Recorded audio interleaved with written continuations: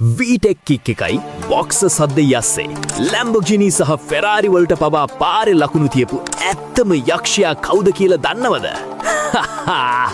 අද අපි කතා කරන්නේ ලෝකේ JDM රජා Nissan GTR එහෙමත් නැත්නම් Godzilla ගැන. මචං මේ කාර් එක හදලා තියෙන්නේ නිකම්ම පාර යන්න නෙවෙයි පාරවල් ගිල ගන්න. මේකේ හදගැස්ම වෙන්නේ අතිම්ම හදපු VR38 DETT Twin Turbo V6 එන්ජිම.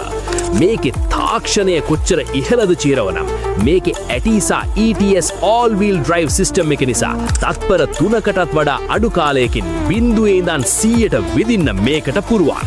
Super car එකක performance තිබුණට මේකේ තියෙන සුවිශේෂීම දේ තමයි මේක පාවිච්චි කරන්න තියෙන ලෙහෙසිකම.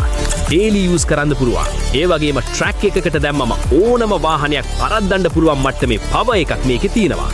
ලංකාවේ අපිට මේක හීනයක් වුණත් JDM ලෝකයේ අවසාන රජා විදිහට හැමෝම පිළිගන්නේ GTR එකයි.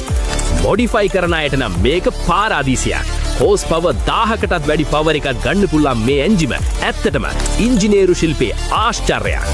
ඉතින් මචං මිලියන ගණන් වටිනා සුපර් කාර් එකක්ද නැත්නම් ඒවට පවා ගේම දෙන මේ වගේ JDM යක්ෂයෙක්ද?